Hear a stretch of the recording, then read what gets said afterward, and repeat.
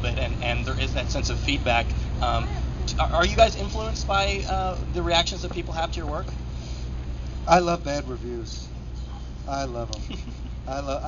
Some kid once said for one of my animated films, it was on one of like Adam or whatnot, that they could make a better film if they stuck a pencil up a monkey's ass and let it dance around. And I thought about that for a long time, and I thought, not the soundtrack. My soundtrack would be better. I love terrible reviews. I like that. It just gets me. In that sense, like I like the internet to see, because people, they could just say whatever they want, you know. How specifically though does a terrible review affect you? Are you going to actually go out and change anything? Or are you going to make it even more of that thing that horribly offended them? I do that. See, I do. I have a rule that anything that is complained about repeatedly, I do more. And I'm not sure how it's affected mine. Well, because it occurred to me that people only, this is me, people only write to complain. I mean, one reason I like to come out and do these things and go to book signings is it's the only time I actually meet people who liked my stuff. It's been a couple of times where if I looked on the internet, I would think that the book was a disaster, and then I come out on the street and people are like, oh, that's a great, but you know, I'm the same way. If I read if I read your book, I'm not going to write you a letter. I laughed and at I know the funny you. parts. Yeah. I mean, you know, in person though, a lot of people will tell me what my books mean, which I think is cool too.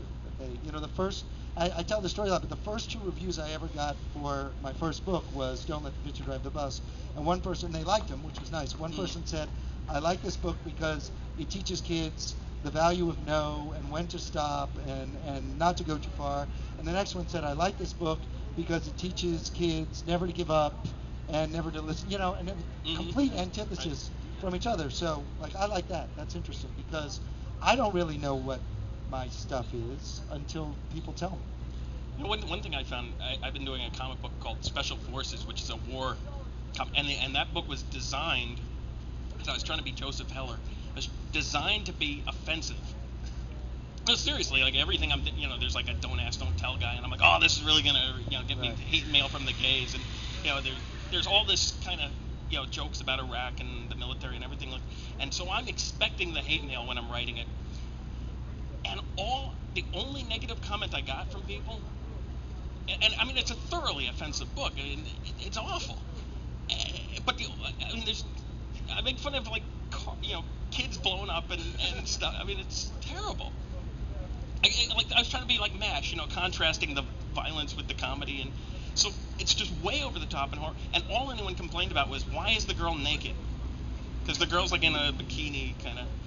Because again, I knew it would offend me, but since I realized that was the only thing that offended me, so I said, okay, she's just going to be more naked on every page in the next issue. It must be hard to fail like that. Well, it's just. It is hard to. It's just interesting to find out what people's where their buttons hot really buttons are, because right. I'm like, man, I just knew I was going to get hate mail from somebody, and you're going to have to write your own hate mail. Dear Kyle, you're evil. Love Kyle. P.S. Pick up some milk. And again, I got maybe one of the hate mails I expected, which was, how dare you make fun of our president and our troops? I wanted more of those. You've done some Ollie work too. The Bakers is sort of a family-friendly book. Yeah. And both of you have also. My family. And both of you have also done some adult work at some point.